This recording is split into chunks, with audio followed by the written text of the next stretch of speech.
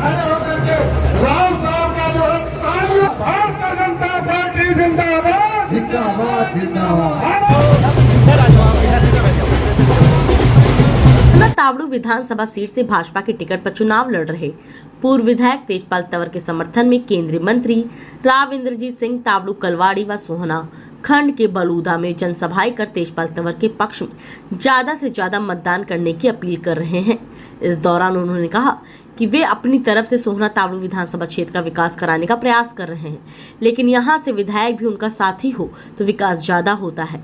इसलिए मेरी आप सबसे अपील है कि आने वाली 5 अक्टूबर को कमल के फूल का बटन दबाकर अपने जाने पहचाने प्रत्याशी तेजपाल तंवर को चुने ताकि इस क्षेत्र का विकास हो सके। राव इंद्रजीत सिंह ने कहा कि आप किसी अन्य उम्मीदवार को विधायक चुनेंगे तो 2 साल उसे इस बात में लग जाएंगे कि विकास कहां और क्या कराना है, कौन सा अधिकारी बजट पास करेंगे, क्योंकि यहां से चुनाव लड़ रहे किसी भी उम्मीदवार के पास इतना अनुभव नहीं है जितना तेजपाल तंवर के पास है।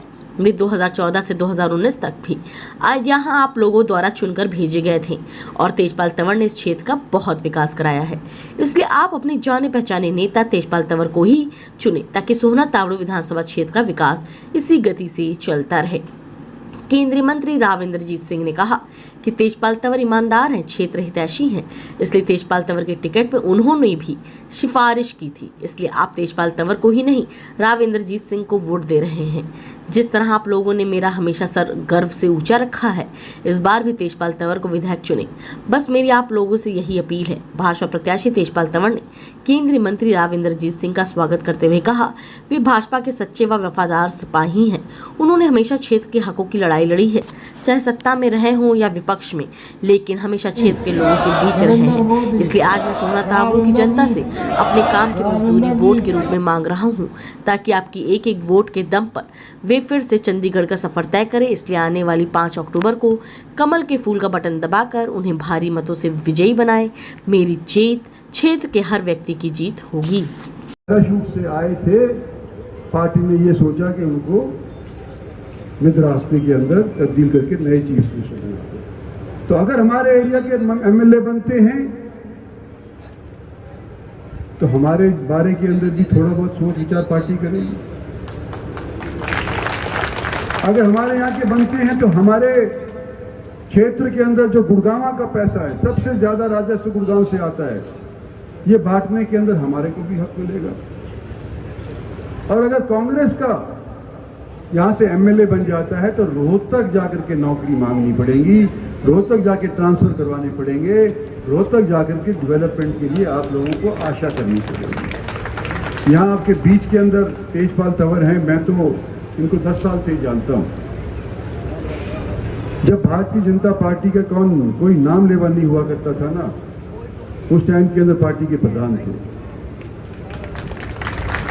आज जब पार्टी का सिक्का चढ़ रहा है,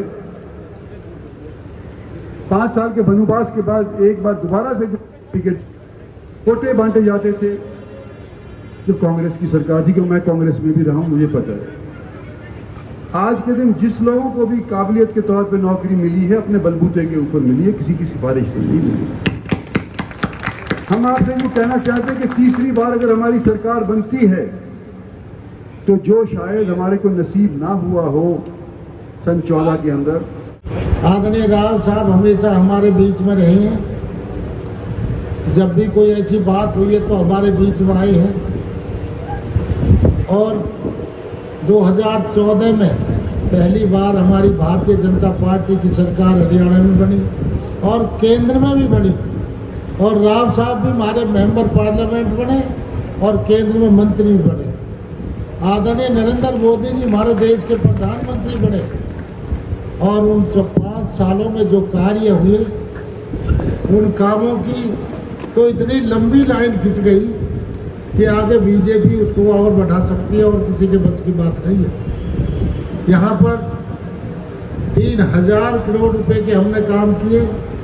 आदरणीय राव साहब की मेहरबानी से केंद्र से भी हमें पैसा मिला और प्रदेश से भी, तो बहुत अच्छा पैसा मिला। पहली बार सरकार बनी, सबका मन काम करने का था और क्षेत्र में काम भी बहुत हुआ। वैसे तो मैंने आपको कई बार बताई है, लेकिन आज फिर एक बार बताता हूँ। काम, जैसे अब ये एलिवेटेड सोने का, उसमें राव साहब का बहुत बड़ा योगदान, इन्होंने उसको बनवाया। आने जाने में बड़ी दिक्कत थी। अब 12 ही मिनट में हम राजीव चौक पहुँचे, जो 1.5 घंटा पहुँचते थे।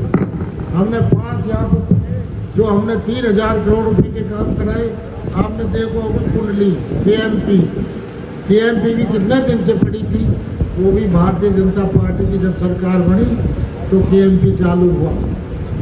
और आपके क्षेत्र में कोई सड़क हमने नहीं छोड़ी। गांव के गड़े गिराड़ियाँ सब पक्के करवाए। गांव की शमशान चौपाल, वहाँ के कम्युनिटी सेंटर, व्यायामशाला, सारी चीज़ें हमने यहाँ क्षेत्र में बनवाई। सैकड़ों करोड़ रुपया सोना शहर में खर्च हुआ। पानी की निकासी हुई, कई पार्क बनवाई, एक हॉस्पिटल अप करवाई। हमने बहुत काम सोना में किए। अपने क्षेत्र में 5 हॉस्पिटल बनवाई, 2 कॉलेज बनवाई। और ये सोने का न्यायालय भी हमारे समय में खुला। 2 मिनी सचिवालय जिनका काम अब चल रहा है। 5 पावर हाउस बनवाए। और सड़कों की तो गिनती नहीं है कितनी हमने कराई। तो काम इतने कराए आपके क्षेत्र में।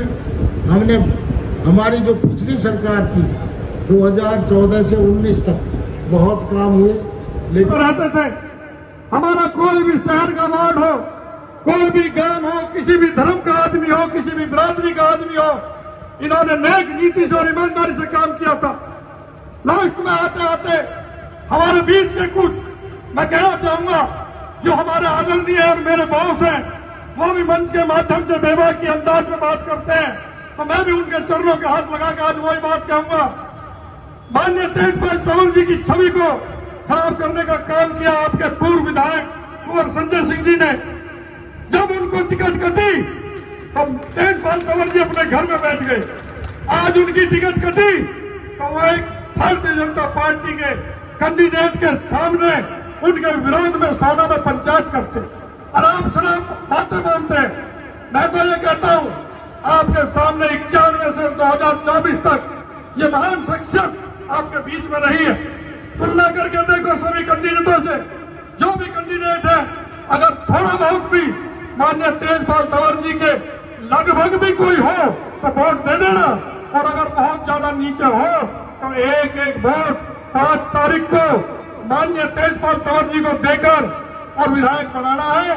और इसी तरीका से जैसे इन्होंने 14 से 19 में काम कराया है, हम भी माननीय जो हमारे बब्बर शेर है दक्षिण हरियाणा के, उनके चरणों के हाथ लगाकर हम फिर आगे भी मंत्री की बात करेंगे कि तेजपाल तंवर जी सरकार में मंत्री बने। जय हिंद, जय भारत।